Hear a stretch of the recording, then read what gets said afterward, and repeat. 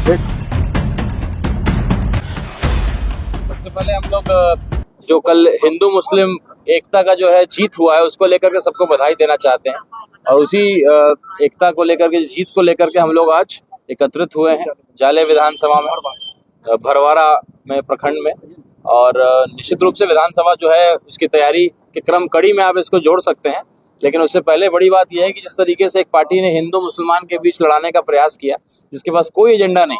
आज share market हमारे देश का करेंसी इतना नीचे गिरा हुआ है, इसका डिबेट कोई चर्चा नहीं करता, इसकी बात कोई नहीं करता, लेकिन कैसे जो है गुलाल की बात होगी, हिंदू मुसलमान की बात होगी। तो हमारे हिंदुस्तान ने हमारे हिंदू मुसलमान भाइयों की एकता ने जो है तमाशा मारा ऐसी पार्टियों के गाल पे। होली में जो है गाल उनका लाल हो गया है और जो आपके आसपास के ही लोग हैं जो मंत्री हैं वो उस तरह तरह की बयानबाजी कर रहे थे। और हमारा बिहार में ये सब नहीं चलने वाला है। यहाँ बात आपको विकास की करनी पड़ेगी, बात आपको जो है कैसे बेरोजगारी खत्म हो, अस्पताल कैसे बने, इनकी चर्चा आपको करनी होगी। और संगठन हमारे इस इलाके में हमारे जिला अध्यक्ष हैं, हमारे राष्ट्रीय प्रवक्ता आदिल हसन साहब के नेतृत्व में हम लोग यहाँ आए हैं। हमारे यहाँ के संसदीय क्षेत्र के हमारे उम्मीदवार वकार भाई यहाँ उपस्थित हैं और विधानसभा की रणनीति को तय करके किन किन विधानसभा में हम लोग को लड़ना है, प्रदेश कमेटी से लोग आए हैं, जिला के लोगों से कार्यकर्ताओं से मिलेंगे और ईद के बाद एक तोहफे के रूप में जो है हम लोग सबके नेता राष्ट्रीय अध्यक्ष असदुद्दीन ओवैसी साहब भी बिहार दौरे पे आने वाले हैं। पटना में उनका एक बड़ा जनसभा भी होने वाला है, तो हम लोग सबको आमंत्रित भी करने आए हैं कि आप पटना के जलसा में आप सब लोग उसमें एकत्रित हों। और वक्फ बोर्ड को लेकर के जिस तरह से सरकार का मंसूबा है उसमें हम लोग नीतीश कुमार जी से भी सवाल करें, अपने मुख्यमंत्री जी से सवाल करें कि आपका क्या स्टैंड है। आपको हम लोग सेकुलर मुख्यमंत्री के रूप में जानते हैं और निश्चित रूप से आप हैं भी, और हम लोग को उम्मीद है कि आप कहीं ना कहीं एक अच्छा स्टैंड आप लेंगे वक्फ बोर्ड वाले मुद्दा में। और विधानसभा का चुनाव को लेकर के हम लोग का बैठक नेता जो है हमारे यहाँ, जो भी हमारे इम्तियाज जलील साहब से लेके अख्तरुल ईमान साहब से लेके जो भी हमारे एक नेता, बाकी के 100 के बराबर है। हमारे अख्तरुल ईमान साहब जो सवाल पूछते हैं, अभी शिवहर का एक दलित का मुद्दा उन्होंने उठाया और इतनी मजबूती से उठाया कि अगले दिन एक मंत्री को उस दलित के दरवाजे पे जाना पड़ा, बिजली विभाग की प्रताड़ना से उसकी मौत हो गई थी। तो एक विधायक हमारे हैं और आप लोग का आशीर्वाद दुआ आप लोग का साथ मिला तो 10-20 विधायक जिस दिन AIMIM के हो जाएंगे, कोई गरीब के साथ, कोई मुसलमान के साथ, किसी वंचित के साथ अन्याय नहीं होने देंगे। तो हम लोग का यही लक्ष्य है कि आने वाला जो विधानसभा है उसमें जो है पिछले बार हमारे 5 विधायक थे, 3 और विधायक अगर होते तो सरकार किसका बनना बिगड़ना था वो हम तय करते। तो कहीं ना कहीं एक पार्टी है जो कहती है कि मुसलमानों की हितैषी है, लेकिन जब बात मुसलमानों के हक की आती है या मुसलमान की पार्टी को आगे बढ़ाने की आती है तो बी टीम करते हैं। आज अगर आप चिंता करते हैं कि आपका वोट खराब नहीं हो और सारा सेकुलर पार्टी एक मंच पे आकर के लड़े तो आपको गठबंधन के लिए हाथ बढ़ाना चाहिए, लेकिन वो काम आप नहीं करिएगा। चुनाव आएगा तो बी टीम सी टीम करिएगा, उससे कुछ होगा से। ये तो हमारे संगठन के हमारे जो शीर्ष पदाधिकारी हैं उनका निर्णय होगा, लेकिन जो काम करेगा उसी की दावेदारी बड़ी होगी। जो सदस्यता अभियान बनाएगा, जो पोलिंग एजेंट से लेकर के बूथ कमेटी से लेकर के प्रखंड कमेटी, पंचायत कमेटी जो आज बना लेगा वही चुनाव जीत पाएगा। कोई 20 दिन पहले टिकट लेकर के आएगा तो हमारी पार्टी ना, हमारे पास उतना पैसा है ना, हमारा संगठन इतना मजबूत है।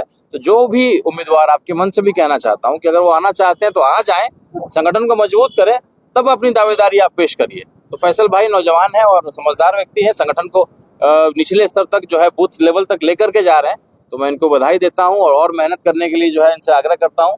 जिला अध्यक्ष हमारे हैं, यहाँ के जितने भी नौजवान भाई हैं, बढ़ चढ़ करके हिस्सा लीजिए। लोकतंत्र का त्योहार है, बिहार हमेशा कुछ नया उदाहरण स्थापित करने के लिए जानी जाती है, तो आइए इस बार एक नया उदाहरण स्थापित करते हैं बिहार के चुनाव। एक सवाल आप, मोदी जी के हनुमान ऐसे चिराग पासवान को कहा जाता है, यूँ आपको वैसे साहब का हनुमान समझा जाए बिहार में? बिल्कुल, हम लोग बहुत ईमानदारी से अपने लिए हिंदू मुस्लिम समाज की और खास करके मैं अपने राजपूत समाज की चिंता करता हूं, क्योंकि हमारा समाज है, हमारी जाति की बात अगर करिएगा तो हम हाशिए पे हैं। किसी भी पार्टी में चले जाइए, हम लोग को जो है आज देखिए ना, इतने MP हैं हमारी जाति के, किसी को मंत्री नहीं बनाएंगे।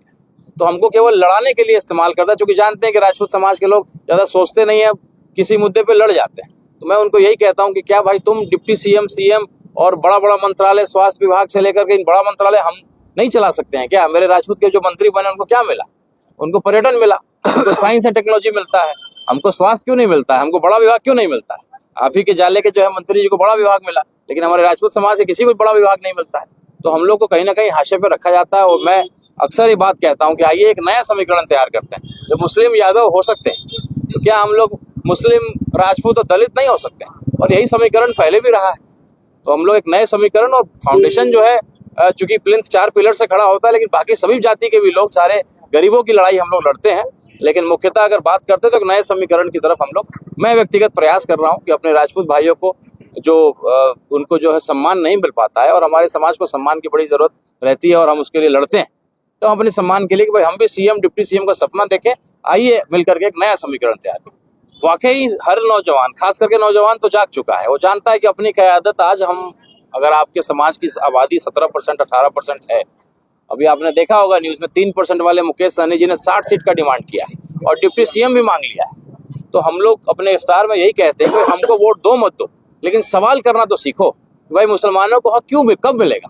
आज आरजेडी वालों को मुसलमान का वोट चाहिए, लेकिन जब उनकी लड़ाई लड़ने की बात आती है, वक्फ बोर्ड की बात आएगी, कोई और मुद्दा आएगा तो कोई कुछ नहीं बोलेगा। आप ही के बगल में जो एक मौलाना साहब को मारा गया, कोई पूछने नहीं आया। तो कहीं ना कहीं आपको जगाने का प्रयास है। जब हम परिवार के लोग बैठते हैं, एक दूसरे की चिंता करने वाला व्यक्ति अपने अपने मुद्दों को सामने रखता है कि चुनाव से पहले जागरूक होइए और लोगों से सवाल करिए। हम तो कहते हैं आरजेडी वालों को कि आप मुसलमान कैंडिडेट दीजिए, हम लोग वहां अपना कैंडिडेट नहीं देंगे, लेकिन आपको तो केवल मुसलमानों का वोट चाहिए, उनको पद नहीं देना चाहते हैं, या एमएलसी में चाहे बाकी चीजों में पैसा लेकर के देते हैं। तो इन चीजों की लड़ाई है और अपनी क़यादत, अपनी ताकत को समझने का प्रयास। आज आपकी आबादी 17-18% है, अगर आप एक हो गए तो सबसे बड़ा अधिकार आपका है। जिस विधानसभा में आप जाते हैं, सबसे ज्यादा तकलीफ आरजेडी को ही क्यों होती? क्योंकि उनको डर है ना, उनके बैलून में जो हवा है वो मुसलमानों का है, उनके गाड़ी में जो इंजन है वो मुसलमानों का है, चारों पहिया जो है मुसलमानों का है। तो उनको मालूम है कि जिस दिन कोई मुसलमान की पार्टी अगर खड़ी होगी, क्योंकि खड़ी तो हो ही चुकी है, 5 विधायक हमारे थे, 3 विधायक और होते तो हम सरकार बनाते पिछली बार। और अभी भी जो लोग हमें बी टीम कहते हैं, उनको मैं यही जवाब देना चाहता हूँ कि अगर हमारे 10-15 विधायक आते हैं और अब ऐसा माहौल होता है कि हमारी वजह से सरकार बनना बिगड़ना है, तो आपको लगता है कि कभी हम लोग बीजेपी का साथ देंगे? ऐसी पार्टी का कभी साथ देंगे? तो जो बी टीम करते हैं उनको आप जवाब दीजिए कि अगर ये पार्टी जीत जाती है या कुछ और उम्मीदवार इस पार्टी के हो जाते हैं, आज सहनी की पार्टी है, मांझी की पार्टी है, यादव की पार्टी है, कुरमे की पार्टी है, कुशवाहा की पार्टी है, मुसलमान की कौन सी पार्टी है? कोई पार्टी नहीं है। तो अगर मुसलमान की एक पार्टी पनप रही है तो आपको उसको सहारा देना चाहिए, मदद करना चाहिए, ना कि 4 विधायक तोड़ लेने चाहिए। देखिए अवतार पार्टी, देखिए हम लोग सब रोजेदार हैं, तो रोजेदार हम लोग पार्टी नहीं है, एक हम लोग का रोजा है, रोजा खोलने आए हैं। हम लोग इसको पार्टी के शक्ल में नहीं देख रहे हैं। दावत इफ्तार में हाँ दावत है, ये फैसल साहब का और इनकी टीम का शुक्रगुजार है कि इन्होंने, क्योंकि रमजान में एक दूसरे को हम लोग बुलाने का करते हैं। हम राणा रंजीत साहब का शुक्रिया अदा करते हैं कि होली जैसा पावन पर्व है उसको भी छोड़कर इन्होंने इफ्तार में फैसल साहब को हौसला बढ़ाने के लिए और दरभंगा मिथिलांचल की टीम को हौसला बढ़ाने के लिए आए हैं। इनका हम तहे दिल से, इसी को कहते हैं गंगा जमुना की तहजीब, इसी को कहते हैं हिंदू मुसलमान की एकता, जो बीजेपी नहीं चाहती है, जो आपका बचौल बकलौल नहीं चाहता है, जो आपका मंत्री जाले का नहीं चाहता होगा, जो आपका दरभंगा का मिनिस्टर नहीं चाहता होगा। नफरत बोलना बीजेपी का डीएनए। बीजेपी मुसलमान, मस्जिद, मंदिर, पाकिस्तान, जिन्ना, शेरवानी, बिरयानी के अलावा बीजेपी के पास कोई वर्ड है? बतला दीजिए। ये 10 वर्ड को अगर लोकसभा में या अगर इलेक्शन कमीशन ऑफ इंडिया इस 10 वर्ड को बैन कर दे तो बीजेपी चुनाव कहीं नहीं जीत सकती है। आज शेयर मार्केट में करोड़ों का भारतीयों का नुकसान हुआ, बीजेपी नहीं बोल रही है। आज चाइना का घुसपैठ पे 56 इंच का सीना 26 इंच का हो गया है। बिरयानी खाने नवाज शरीफ क्या जाएंगे मोदी जी, मुसलमान को बदनाम करेंगे। जिन्ना के मजार में फातिहा पढ़ने जाएंगे अडवाणी, या मुसलमान को करेंगे। आज एमआईएम आपके सामने, और राणा रंजीत साहब कोई आम आदमी नहीं है। राणा रंजीत साहब बिहार विभूति सीताराम सिंह जी के साहबजादे हैं, और राणा रंजीत साहब आज जीता जागता एग्जाम्पल है। मुसलमानों और हिंदुओं में जो ब्रिज का काम, सेतु का काम करता है, तो राणा रंजीत साहब का परवरिश है, और राणा रंजीत साहब आपके सैंपल है। आज होली है और आपके अवतार में राणा रंजीत जी है। इससे बड़ा एग्जाम्पल आपके सामने आपसी हिंदू मुसलमान का एकता किसी पॉलिटिकल पार्टी में नहीं हो सकता है कि एक आदमी अपना पर्व भी मनाया सुबह में और शाम में आपके पर्व में। भाई तेजस्वी जी, आप बताइए कि ऋषि मिश्रा कल तक भाजपा जदयू से चुनाव लड़े थे, आज से रातों रात अब तो ऐसा क्या हो जाता है जो आपके हो जाते हैं? जितना भाजपा ही आता है आप उसको गले लगा लेते हैं। अशफाक करीम साहब को राज्यसभा नहीं दिखता है, आपको संजय यादव दिखता है, मनोज झा जी दिखते हैं। मनोज झा जी के बूथ पर चलिए, बतला दे कितना वोट मिलता है उनके, राजद को कितना, महागठबंधन को कितना वोट मनोज झा दिलाते थे। गमछा ओढ़ के सिर्फ समाजवाद का नारा से नहीं ना होता है वोट, लोकतंत्र में तो वोट दिलाइए ना मनोज झा जी। सिर्फ आप दिल्ली में बैठ के प्रोफेसर का भी तनख्वाह ले रहे हैं, राज्यसभा भी मेरे जगह पर जा रहे हैं। आपके लोग कितना वोट दे रहे हैं महागठबंधन को? बतला दे। अखिलेश सिंह जी के लोग कितना वोट दे रहे हैं? वोट तो दे रहा है फैसल, वोट तो दे रहा है पिछड़ा, दलित, गरीब। लेकिन आप और उस ऋषि मिश्रा से पूछिए कि मशकूर उस्मानी से इतना चिढ़ क्यों था? तो जिन्ना के मजार में तो चचा अडवाणी गए थे, तो उस पर नहीं बोलने का था। अरे मशकूर के साथ खानदान ने इस देश के लिए जान दिया, हमारे बाप दादा ने जान दिया। फजले खैराबादी से लेकर टीपू सुल्तान से लेकर आज तक हमने वीर अब्दुल हमीद, जब भी जरूरत पड़ी और आज भी जरूरत पड़ेगी तो सबसे पहले हम रहेंगे, इसमें हम कभी पीछे नहीं रख के दुआ कर रहे हैं कि अल्लाह मेरी, अगर दिन भर की एक दुआ है तो मैं चाहता हूं फैसल साहब, वकार साहब, राणा भाई, जलाल साहब, अल्लाह इनको सदन की सदस्यता दिलाए और इन लोग जब जाएंगे तो हिंदू और मुसलमान और पिछड़ा दलित मजलूमों की एक आवाज ऐसा बनेंगे जो लगेगा कि नहीं ये जो शेरवानी है ये इंसाफ का है। जिस तरीके से अकबर ओवैसी साहब नुमाइंदगी करते हैं, आज उन्होंने रामनवमी के लिए छुट्टी की बात की, उन्होंने कोरोना में सबसे ज्यादा खिदमत किया, आज अभी भी गैर मुस्लिम भाई है सबसे मजबूती से वहाँ अकबर ओवैसी साहब को वोट देते हैं। हम इंसाफ की बात करते हैं, मेरे नबी ने इंसाफ सिखाया, मेरे इस्लाम ने इंसाफ सिखाया।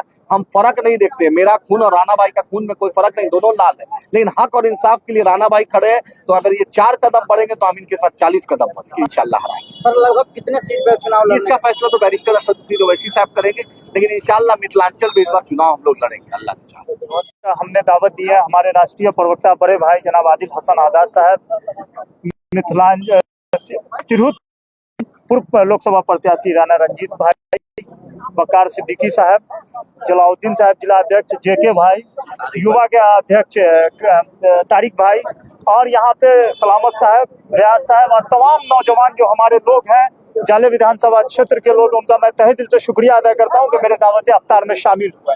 मैं इतनी ही कहूँगा कि जिस तरह से राष्ट्रीय जनता दल ने मुसलमानों के साथ ठगने का काम कर रहा है कंटिन्यू, इसका इस बार विधानसभा चुनाव में मुंहतोड़ जवाब देने का काम किया जाएगा। और पहला, दूसरा सवाल, हमें जो ताकत आती है वो हम अपने भाई से देख के सीखते हैं, उनका नाम है राष्ट्रीय प्रवक्ता आदिल हसन आजाद साहब, राणा रंजीत भाई। इन लोगों से हमको सीखने को बहुत कुछ मिलता है और इंशाअल्लाह ताला इन्हीं लोगों के एकदम नक्शो कदम पे हम उतरेंगे और इनके कदम से कदम मिला के चलने का काम करेंगे।